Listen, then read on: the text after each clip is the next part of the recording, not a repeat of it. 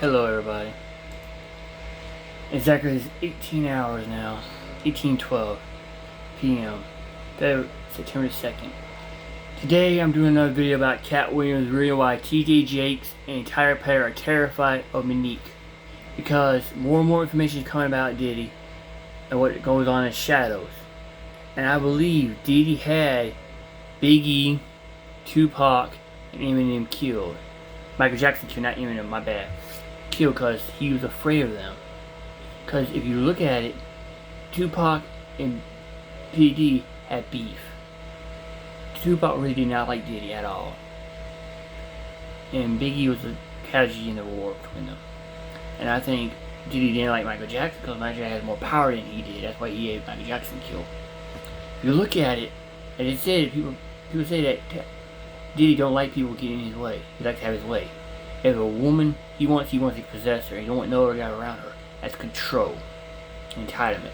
This is why I think Diddy needs to be locked up. If it's true what he did, and all the people he raped and had sex and got infected with AIDS, those people have the right to sue Diddy. He should not get out. That's like murder. Too much murder right there. We can do the video, shall we?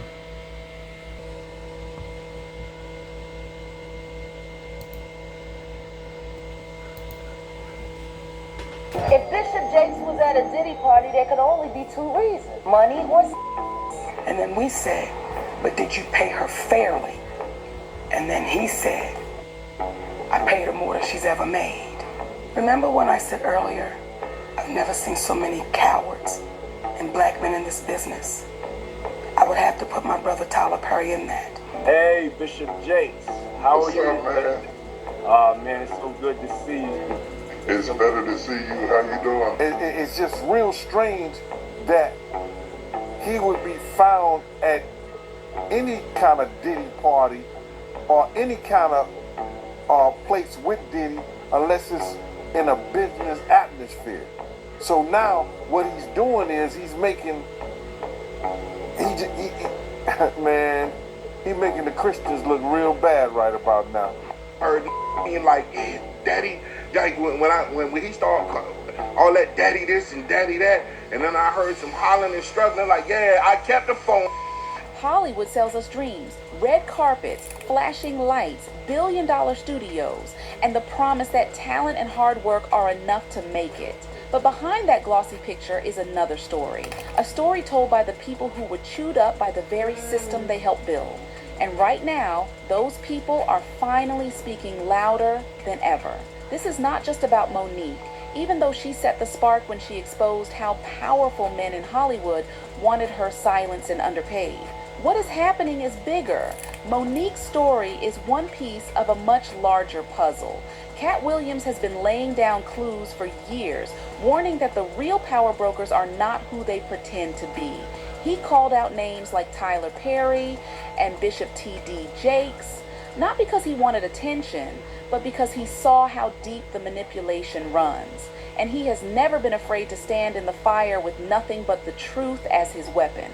But he is not standing alone. Gene Deal has been peeling back the curtain on the music industry, telling us exactly what went on behind the cameras and contracts. Jaguar Wright has risked everything to reveal what the public was never supposed to know about the carefully protected stars of the entertainment world. Why would we need a 50-foot bed? I mean, T.D. Jakes ain't small. I'm just saying. If it's a group thing, it's a group thing. You gotta think about, you got Rick Ross, you got Khaled, we talk about heavy hitters. Each one of these voices has faced smear campaigns, blackballing, and threats. Yet the stories they tell line up. The same names keep popping up, the same tactics keep being exposed, different lanes, same patterns. When you put their testimonies side by side, the picture becomes impossible to ignore. This is not about petty grudges or rumors. This is about control, about power, about a system that rewards silence and punishes truth. Tyler Perry and T.D. Jakes have built empires on polished images, but what happens when those empires are hit from every direction at once? How long can they keep smiling for the cameras when the receipts are piling higher every day?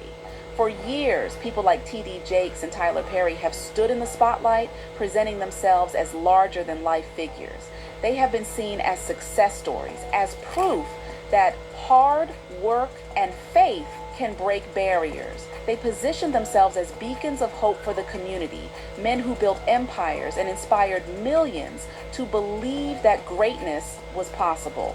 But what happens when the very people who were supposed to lead by example are the ones hiding the biggest secrets? That is exactly why people like Jaguar Wright and Monique have shaken the table so hard. I'm gonna lay my hands on you, Bishop. And he said to me, and then it's on the that he's doing all of this, right? And then there's a woman on the dais. She is not whispering. She is not hiding. She is coming forward with receipts, with proof, and with a fearlessness that makes men like Perry and Jakes very uncomfortable. For so long, they could brush aside criticism and stand tall behind their polished images. Now, every time Monique speaks, that image begins to crack. T.D. Jakes has built himself into more than just a preacher. He is the face of modern Black spirituality, the pastor whose sermons go viral across social media, whose books top bestseller lists, whose productions make it to film and television, and whose services are broadcast nationally, even on platforms like Revolt. His brand extends far beyond the pulpit of the Potter's house. He has shaken hands with presidents, sat with kings, and stood shoulder to shoulder with celebrities.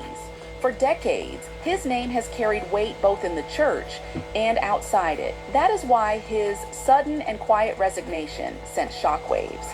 When someone with that level of power and influence steps away without warning, people are going to start connecting dots. And sure enough, people like Cat Williams, comedian Monique, and Jaguar Wright are doing exactly that. They're not buying the polished press lines about health or new ventures. According to them, this was not a graceful retirement at all. It was a forced exit. In her words, Bishop Jakes was pushed out before things could get messier. And the mess in question is the same man who has been plastered across every headline lately, Sean Diddy Combs. Let's rewind. Diddy's legal problems have been piling up. Lawsuits from women, former employees, and insiders have cracked open the door to years of whispered rumors. The biggest shock so far came when producer Rodney Lil Rod Jones filed a nearly 100-page federal lawsuit. In that filing, Jones accused Diddy of violent and abusive behavior. But what really set people buzzing was the fact that other names appeared. Bishop Jakes was not a defendant, but he was mentioned. According to the lawsuit, when Cassie Ventura hit Diddy with her explosive case, Diddy scrambled for image repair and allegedly leaned on Jakes. Jones claimed Diddy sought him out because Jakes had credibility, spiritual authority, and influence that could soften his image in the public eye. That single connection was enough to light the fire. Because the second your name shows up in a federal case, no matter how indirectly, you are standing in the splash zone. And then the internet did what it does best. Old clips began to surface. I would have been swallowed up. Have you ever been swallowed up? Have you gone through a time of swallowing where everything was overwhelming? One of the loudest was footage of Bishop Jakes at Diddy's 53rd birthday party in Los Angeles. This was not a quick handshake and leave situation. The video showed him mingling, smiling, enjoying the night among a crowd of A-list stars dressed in luxury.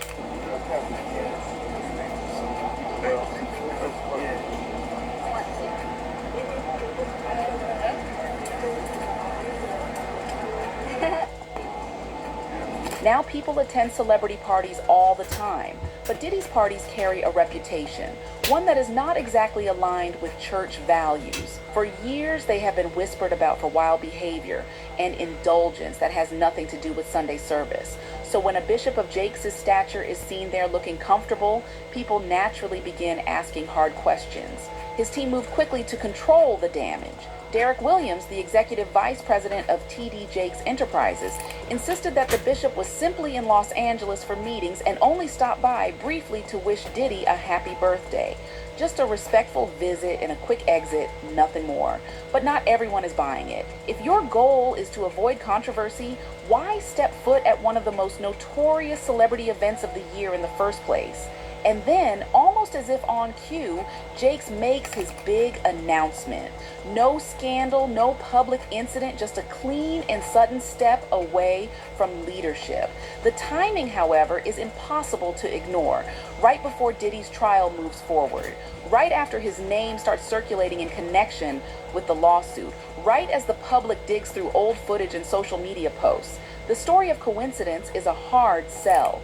Former Bad Boy bodyguard Gene Deal has also never been one to hold his tongue, and lately he has had a lot to say about Bishop T.D. Jakes.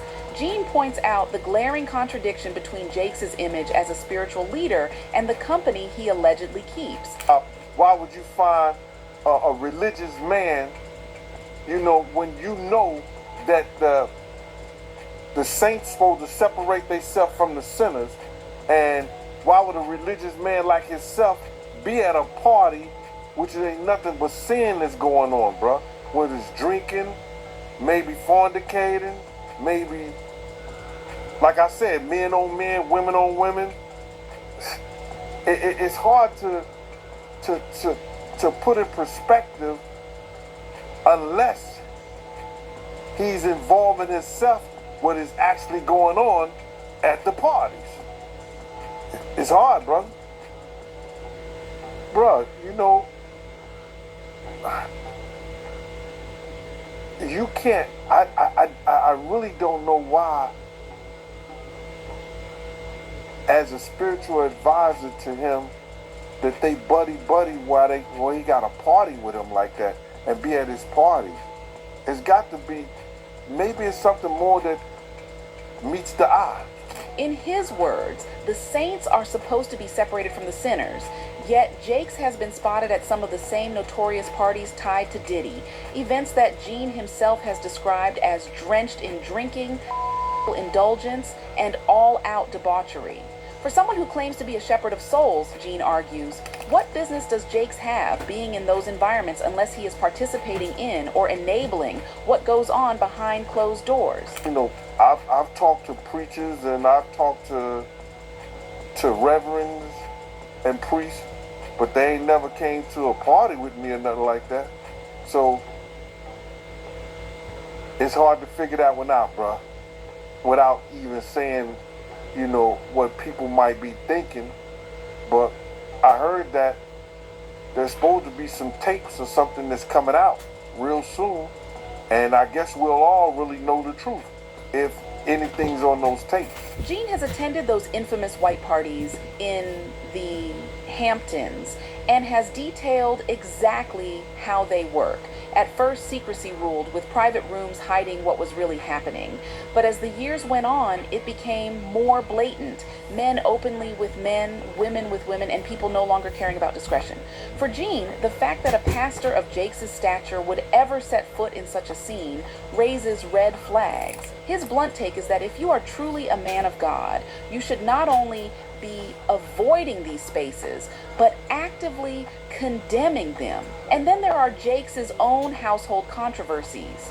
One of his sons was reportedly arrested in a Dallas park known for illicit activity, and both of his adopted sons have openly identified as part of the LGBTQ community.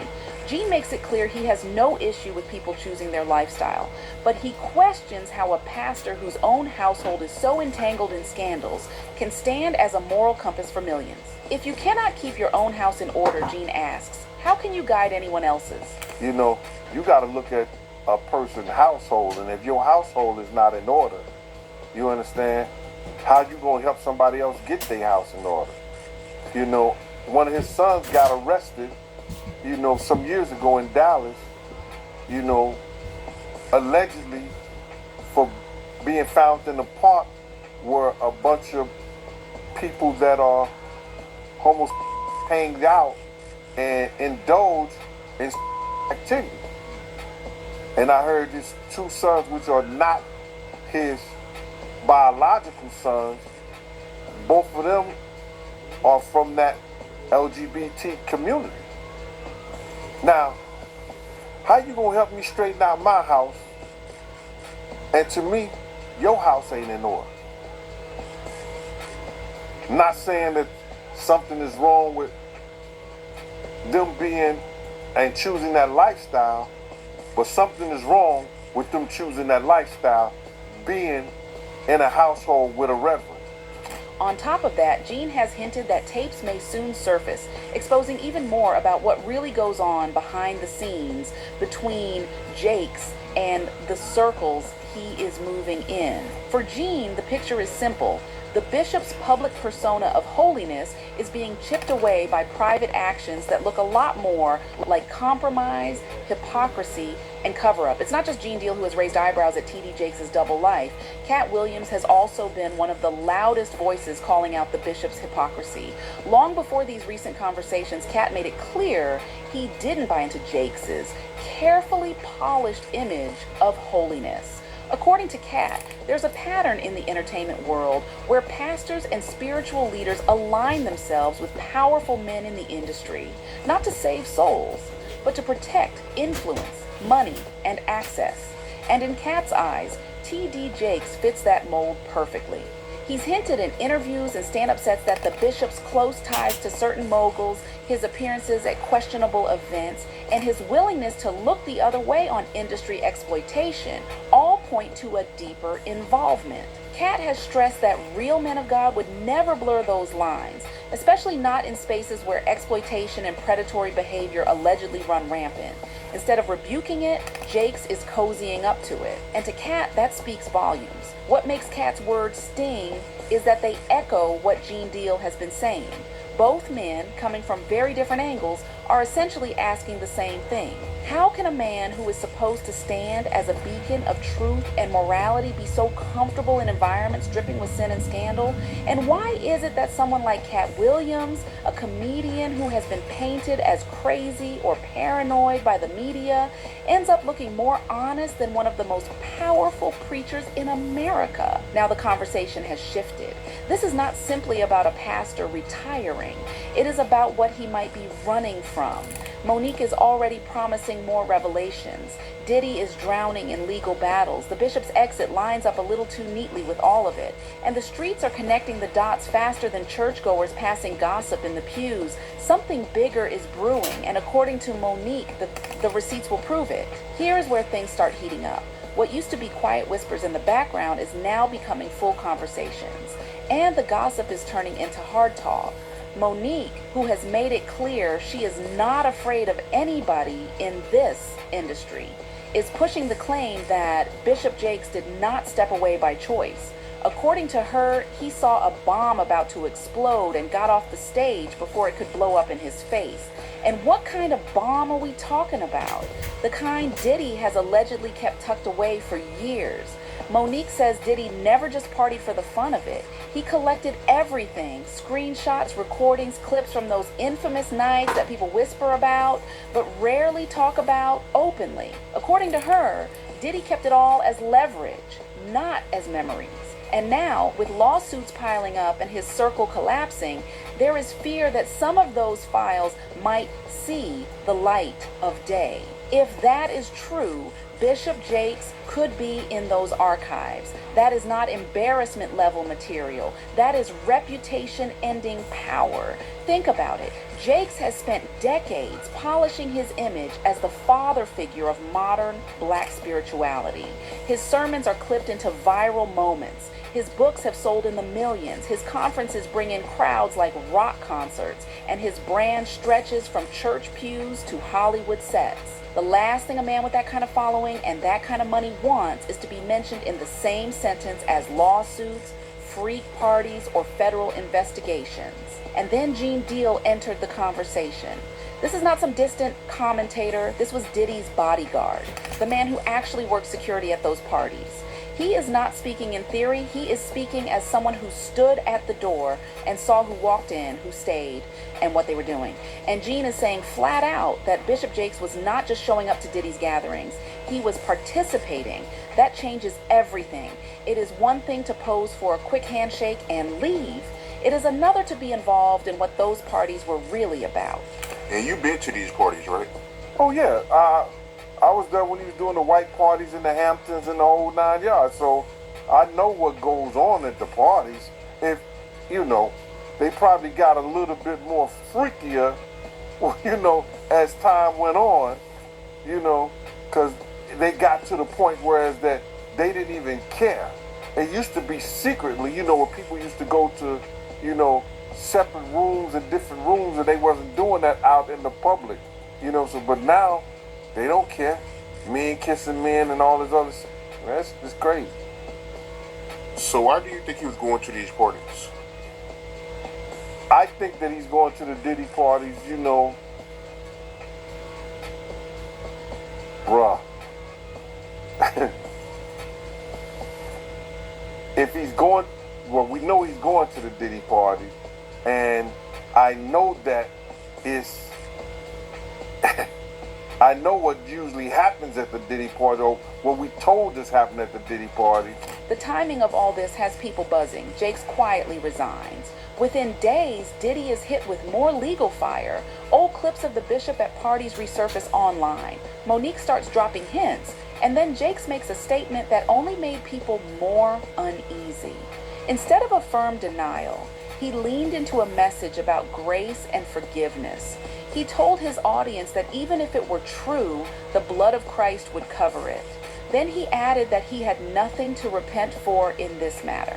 That strange, halfway response left people scratching their heads. Because if it never happened, why even bring up forgiveness at all? To many, it sounded like a man bracing for the worst, hoping the storm would pass without swallowing him whole. And let us not forget, T.D. Jakes is not just a pastor.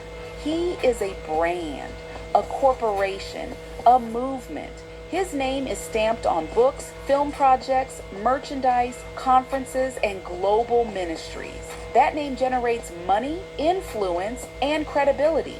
But one crack in that image, one undeniable piece of evidence, could make the whole empire tremble. Everyone in Jakes' circle knows what time it is. His team knows it. He knows it. That is why the exit had to be polished and controlled. No direct mention of Diddy, no messy back and forth with the press, just a smooth and quiet step away before the spotlight got too hot. The problem is the fire is no longer across the street. It is creeping closer every day. The internet has turned into a crime scene unit. People are pulling old interviews, screenshots of Instagram posts, guest lists from past events, and watching old clips frame by frame like investigators. And the closer we get to Diddy's day in court, the louder this storm becomes. Because the case is not just about Diddy anymore. It is about everyone connected to him. Anyone who showed up, anyone who stayed silent, anyone who might appear in those rumored files. One name falls, the others start to tumble. And that is why so many are side-eyeing Jakes' sudden retirement. It does not look like rest. It looks like a man slipping out the back door before the flood reaches his house. What started as a simple church announcement has turned into something else entirely. Pews are buzzing, timelines are spinning, and even longtime supporters are looking sideways. The timing is too perfect. Jake steps away right as Diddy's legal fire intensifies. That is not coincidence. That is a storyline straight out of a movie. Jake spent years carefully crafting a reputation as a spiritual leader, a father figure, a brand that stretches from sermons to books to film productions. That is why even the slightest link to Diddy's chaos is enough to shake his empire. And now with Gene Deal speaking out, the picture gets even darker. Gene is not some outsider. He was there, working security, standing at the doors, watching who came in and what they did once the cameras stopped rolling. And Gene is saying Jakes was not just present at Diddy's gatherings. He was involved. That flips the whole conversation. Because being in the room is one thing, participating is another. My birthday is tomorrow. His wife's birthday is tomorrow. Happy birthday! Happy birthday! My birthday is tomorrow. His wife's birthday is tomorrow. Happy birthday! Jakes' response only added fuel to the fire. When pressed, he did not come out with a firm denial. Instead, he gave a sermon that leaned on themes of grace and forgiveness. He said the blood of Christ covers all. he said he had nothing to repent for. To many, that sounded like a contradiction. If nothing happened, why talk about forgiveness? Why sound like a man preparing for judgment? That strange half-confession rattled people more than silence would have. And that is why the public is restless. The contradiction is too loud. Old clips of Jake smiling at Diddy's birthday party are now circulating alongside his sermons about sin and redemption. His fans are watching those two images side by side and wondering which one is real. Was he really the preacher of discipline and faith? Or was that just branding layered over another lifestyle? Even outlets that reached out for answers got careful, scripted replies. His team insisted it was business. They said it was a brief visit, but for many it sounded like smoke and mirrors. Because why that party? Why that man? Why step foot into a room known for chaos when your entire ministry preaches against it? That is not a slip of judgment. That is a choice. And the internet is not buying ignorance from someone as calculated and media savvy as T.D. Jakes. And T.D. Jakes is not alone in all of this. Tyler Perry has long been celebrated as a powerhouse who built his own lane when Hollywood refused to open its doors. But behind the glossy headlines and billion-dollar studios, a different story has been bubbling under the surface. Former collaborators, writers, and actors have alluded to a pattern of mistreatment and control that rarely makes it into the spotlight. Perry has been accused of squeezing the people around him for everything they have, then discarding them the moment they ask for fair treatment. The controversy over his writers is a perfect example. When the team behind one of his biggest shows pushed for proper union contracts, instead of meeting them halfway, Perry reportedly showed them the door. These were creatives who had helped build his empire, producing hundreds of episodes that made him millions. But once money and credit were on the table, they were cut loose. Some of those writers later spoke out about how betrayed they felt, describing Perry's decision as a slap in the face. And it doesn't stop there. Cast members from his productions have quietly hinted that working under Perry can feel more like surviving than thriving. Stories circulate about grueling hours, little room for collaboration, and a culture where questioning the system is punished. On the outside, Perry frames himself as the ultimate champion of black storytelling, but behind the scenes, the shine looks much darker. Monique's decision to call him out simply poured gasoline on a fire that was already smoldering. What once seemed like a few bitter complaints has now grown into a body of evidence that points to a consistent way of doing business. The same man praised for opening doors might also be responsible for closing them on anyone who dares to stand up to him. What is that black to that black man? So no, I was not blackballed. I was whiteballed. By some black who had no balls. Thank you, Mr. Lee Daniels. Thank you, Miss Oprah Winfrey. No, baby, I wasn't blackballed. I had no balls. And see, I know they like to say, Monique, you talk to mother. It would kill me not to say it. It would kill me not to say you are not paying me equally. You are not treating me fairly. So y'all can suck if I had more. Let's talk about Tyler Perry's long history of union battles, because the drama did not end with his writers. Back in 2015, the tension hit another boiling point when major actor unions SAG-AFTRA and Actors Equity outright banned their members from working on Perry's play Medea on the Run. Why? Because Perry's production company refused to sign union contracts. That's not a small slap on the wrist. That's two of the biggest unions in the business saying enough is enough. To them, Perry wasn't just cutting corners. He was cutting people out of their protections and benefits and doing it in the name of profit. And if you think that was just a paperwork issue, the stories from people on his sets tell a much bigger tale. Actor and voice coach Brandon Jay, who worked on Perry's Meet the Browns, went viral on TikTok when he shared what it was really like behind the curtain. According to Jay, filming even one episode with Perry felt like a marathon compared to working anywhere else. He described the chaos of last-minute rewrites, where Perry would toss out entire scripts and hand actors new lines on the spot. Forget the weeks of prep and rehearsal that most productions allow. Perry demanded pages and pages of fresh material learned in a matter of hours. And if you couldn't keep up, the rumor was Perry wouldn't hesitate to fire you right then and there. Mr. Perry comes in, everything changes. So we literally run the entire episode for him, and he hates it. Does that mean I have to learn a whole new script?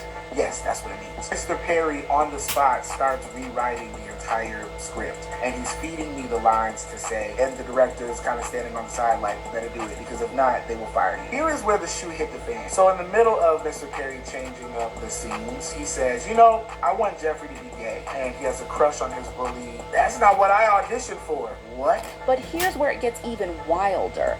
Jay auditioned for a role written as a bullied high school student. Nothing unusual. But when Perry decided the script wasn't working, he threw a curveball. Out of nowhere, Jay's character was rewritten as gay and secretly crushing on the bully who tormented him. Jay admitted he wasn't prepared for that twist and immediately called his agent, who told him flat out he didn't have to take the role if it made him uncomfortable. Perry wasn't offering a conversation or collaboration. He was dictating exactly how he wanted it done, regardless of what the actor signed up for. Jay ended up going through with the role, but his story cracked open something deeper. He wasn't just talking about long hours or tough working conditions. He was pointing to a culture of control, where Perry could flip the script at any moment, both literally and figuratively.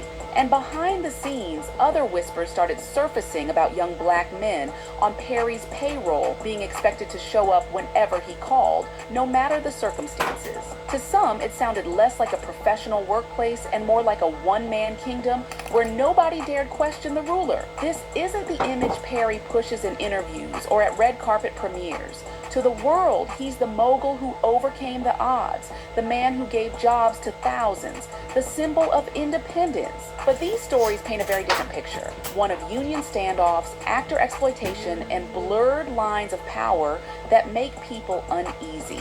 And the more former insiders speak up, the harder it gets to ignore that Perry's empire might be built on shaky, uncomfortable ground.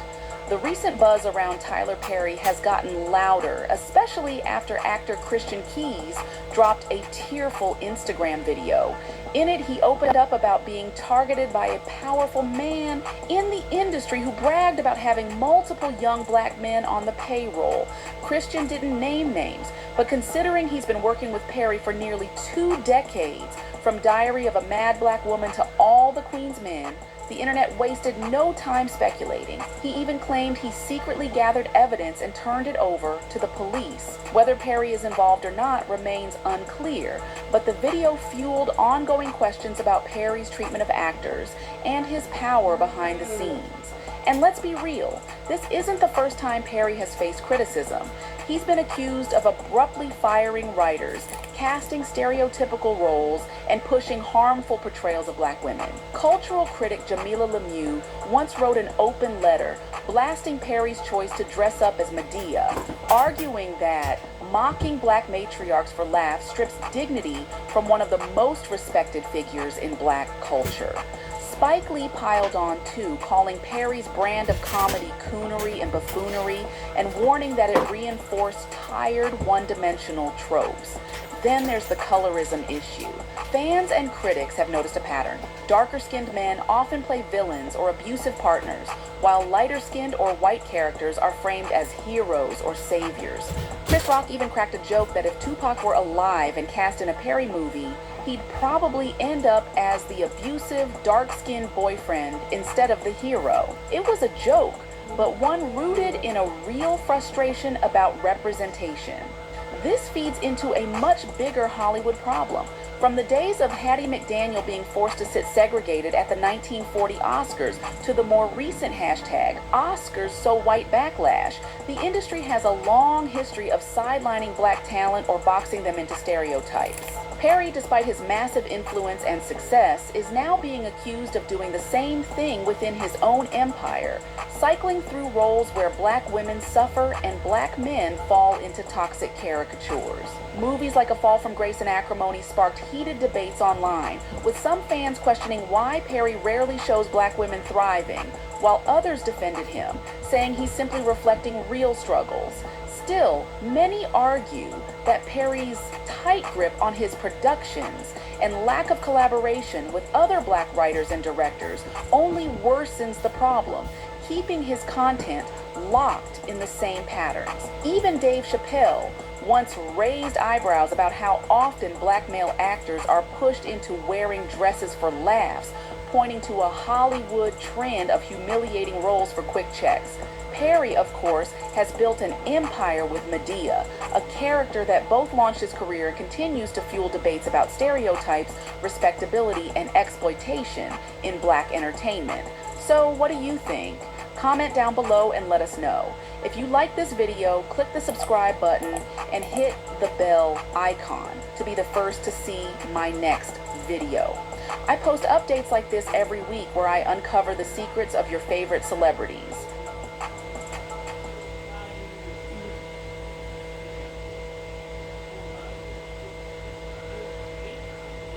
All of these big deviants is all catching hell in 2024. It's up for all of them. It don't matter if you Diddy or whoever you is. TGJ, any of them. All lies will be exposed. That's all.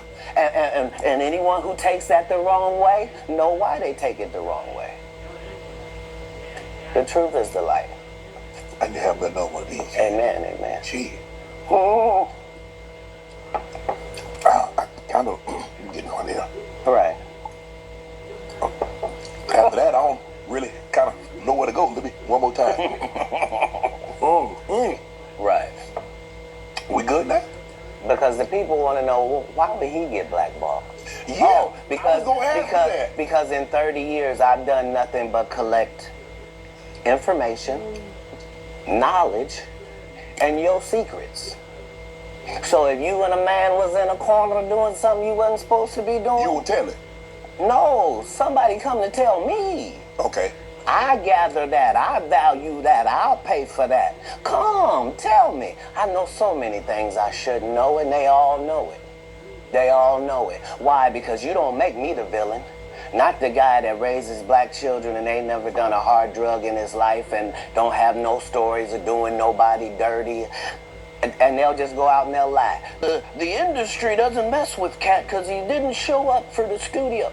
No studios have ever said that. Look at my IMDb. It will show you that no studio has ever lost money with me on the script. How? That's why I'm saying, that's why I can't let Ricky Smiley say he was supposed to play Money Mike. Because I wrote the words for Money Mike. I designed the hair for Money Mike. I collaborated with the wardrobe department and made outfits to make sure that no one in America would be wearing what Money Mike was wearing. I told him to go get the Prowler. I then told him to paint it purple. I told him don't have an actor playing a pimp. We could get an actual pimp, Archbishop Magic Don Juan, to play. Like, I did far too much work for somebody to come years later and try to tag along just for their own self-aggrandizement. Why didn't Cube set the record straight? Terry Crews could have set the record straight. Mike Epps could have set the record straight. Why none of them set the record straight? That's what you were supposed to ask him when he told you those lies that but no I didn't one's know it ever was a heard. lie. Right, but he's telling you something no one's ever heard of. Nobody has ever heard, oh, Ben Affleck and Matt Damon was in a movie, and somebody said, y'all should switch roles. And, like, this is a business. But that's the thing, Cat. Normally when people will give you information, I'm thinking I'm hearing it for the first time, and they're giving information no one else knows or have ever heard. So I'm taking them at face value. These are this is like Steve Harvey telling people he used to be homeless. That's my story. That's not his story. Steve Harvey was never homeless. When Mark Curry was touring with him 25 years ago. He was making $3,000 a show in cash and doing 5 shows a week. They just tell the stories. Thanks to my wife, I'm where I am. You said that about the first wife. You forget that? You told us it was her. Then you went and married somebody else that think like a man. Like, what are you talking about? They think they can rewrite history. Guy Torrey did a beautiful special about the Comedy Store and Fat Tuesday, where he said that Steve and Cedric and Kevin Hart and Tiffany Haddish came through there and made all lies. Steve and Cedric never performed at the Comedy Store at all. Tiffany was only seen at the Laugh Factory. In 15 years in Hollywood, no one in Hollywood has a memory of going to a sold-out Kevin Hart show, there being a line for him ever getting a standing ovation at any comedy club. He already had his deals when he got here. Have we heard of a comedian that came to LA and in his first year in LA, he had his own sitcom on network television and had his own movie called Soul Plane that he was leading? No, we've never heard of that before that person or since that person. What do you think a plant is? Maybe people don't understand the definitions of these words. He just did his documentary with Chris Rock where he shows you that his whole upbringing in comedy was on the East Coast. Yeah, it was. So how simultaneously was he here in Los Angeles doing the same thing?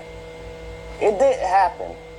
It didn't happen. And I hate to seem like a petty individual for picking apart lies, but Jussie Smollett gonna keep lying until you say we don't believe you.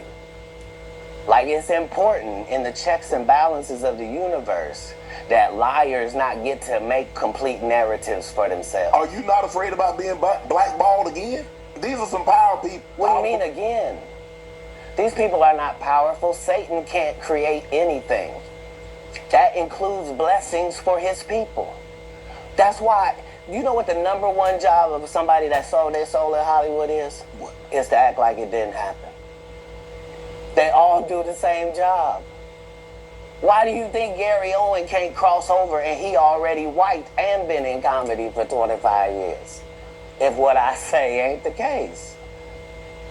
It's a cabal. It's a consortium. They rock with who they rock with and they don't with who they don't. But I'm not scared of being the competition any more than you were when you lined up across from a superior team. Yeah, on paper, they're a better team. Right. They have all the assets and resources and we don't. But let us get on the line, boy, and see if that factors in. I guarantee you it won't. Wow. Because Shannon Sharp got to be a different person than that other person. Absolutely. And he always was. That doesn't change when I change teams. That remains the same. That's how a legacy is built. So all of these shortcut takers, they canceled me for talking about Harvey Weinstein before the thing came out, but he offered to suck my penis in front of all my people at my agency. What am I supposed to do? He did all of that. I'm thinking I'm the only black person on the script. I get there, there's 3 other black guys on there. Ooh. Huh. So you wonder what they did to get there. I told him no. What y'all do? And this is why when I walk in a room, heads go down. Behind my back, I'm nothing. I'm just a regular old comedian that's bitter and jealous. But in my face, no. The king has walked in and they have to respect it only because I've not taken the shortcuts. I've not been funded. They pay you to not talk about things they don't want you to talk about. They tell you that themselves. I can't do that because Steve told you that he stopped doing stand-up because he has 7 TV shows. The only problem is when he stopped stand-up, he didn't have those 7 TV shows. He stopped stand-up because he got in a comedy battle called the Championship of Stand-Up Comedy with one Cat Williams in Detroit in front of 10,000 people and lost because Cat Williams said he was actually bald and that was a wig. And I went in and that's why he couldn't do stand-up anymore. Imagine him coming to tell you another story where he got so big and it was Bernie and them's fault because they wanted to be movie stars. What? You called Ocean 11 to get that nigga's part. What do you mean want to be a movie star. So on the behalf of Bernie, I would have to say what I have to say. Have you ever been on tour with any of these guys? Every guy I mentioned to you is not funny out there in real life. So no. Faison's never done his own tour in 30 years. Steve Harvey don't do stand-up no more. Cedric doesn't write. I'm sorry, he doesn't write. Ricky Smiley has been playing the same old black woman forever. Like, you can't get a young fan base with that. Like, you gotta be doing karaoke around the country to make that work. Right. And he is. But I'm a stand-up comedian. This is my 19th 100-city tour. I'm not gonna have a conversation with these lazy bums that'll take a shortcut at any point. Yes, it's easier for you to juice than to get in the gym. But you don't get to bring that body in here talking crazy. Talk about how good you look. What? No, there's too many comics out there that are putting their life on the line to tell these jokes, man. Okay. Let's get to your upbringing. We're going to circle back and we get some... I want to protect it real quick, because you had said for the Kings of Comedy, it was in 2018, 2019, but did you mean 1999? Because it came out in 2000, so I just want to make sure. No, I didn't. No. So what I meant to say was, remember, he said I couldn't do stand-up anymore. I had 7 TV shows. I said he didn't have any of those TV shows at the time. I know you're talking about Cedric. Joke stealing from Cedric. Yeah, Cedric. Okay. You had said that 2018, 2019, but it came out in 2000, so I just want to make sure. Okay, no. What comes out in 2000? The original Kings of Comedy. Right.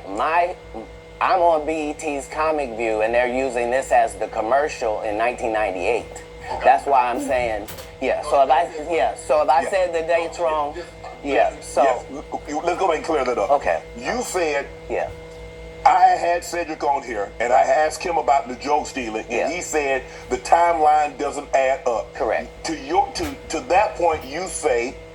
Right, so he thought that I was just a no-name comedian and that he could take this joke and nobody would know. Right. The issue was that I had already done this particular joke on BET's Comic View twice. Right. It had done so well on BET's Comic View that they had made it part of the commercial.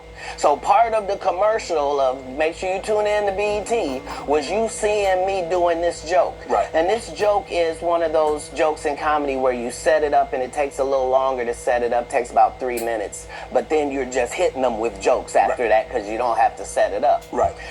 Mark Curry had already helped me work on this joke because I thought it was good because I was getting a standing ovation on it. He had me go back in the lab and help me craft it to be an even more powerful joke. So this is not just a random joke. This is my very best joke, and it's my last joke, and it's my closing joke. Okay. 1998, I'm doing this joke. It's on Comic View. Cedric comes to the Comedy Store. He watches me in the audience. He comes backstage. He tells me what a great job I did and how much he loves the joke. 2 years later, he's doing that as his last joke on the Kings of Comedy. And he's doing it verbatim. He's just changed my car into a spaceship. Him and Steve had already apologized for me, so I gave him a pass for a decade. Why would you sit here and be like, I saw Cat 30 times, and Cat didn't do, as I stand before you, Shannon. I would have bust Cedric's stomach.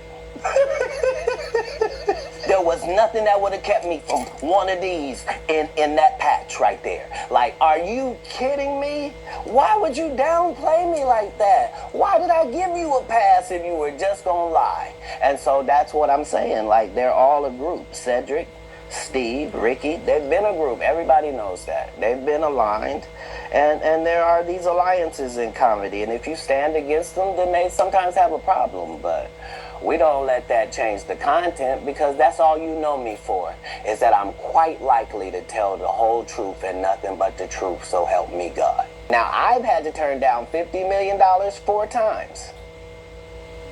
4 times. just to protect my integrity and that virgin hole I was telling you about. Right. Because P. Diddy be wanting to party. And you gotta tell him no. You got to tell him no. I did. I did. See, I got the receipts for everything I'm telling you. That's why I can say them so freely. Can I need to know? You here, get your number. Thank you, sir. Thank you. Come on. Because early on you was accusing me of being... Cat, bad.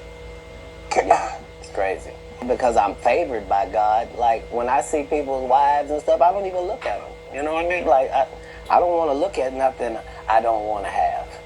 Because I know how blessed I am. If I look at it, I got it. Yeah. That's how Diddy be feeling. Now, come on, man. Come on.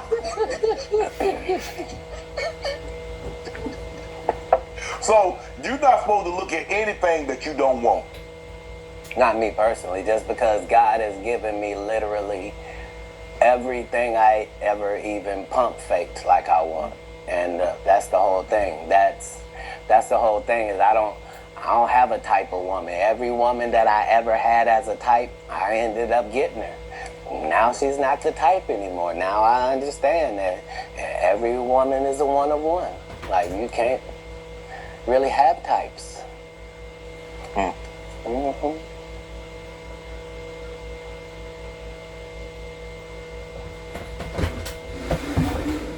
27 years.